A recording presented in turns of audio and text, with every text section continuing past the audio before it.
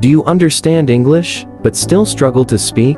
Don't worry, in the next 2 minutes, I'll show you how to improve your speaking skills. Let's get started. Speaking English is a skill, not a talent. Anyone can become a confident speaker with regular practice. Don't wait until your English is perfect. Start speaking with the words you already know. Every mistake is a lesson. The more mistakes you make, the more you learn. Speak English every single day. Even 5 minutes of practice can make a big difference. Don't translate every sentence in your mind. Try to think directly in English. Listen to native speakers carefully. It will improve your pronunciation and speaking style. Read English aloud. It helps you speak more clearly and confidently. Don't compare yourself with others. Compare yourself with the person you were yesterday. Confidence doesn't come first. Practice comes first, and confidence follows. Remember, fluency is built one sentence at a time. Keep speaking, keep learning,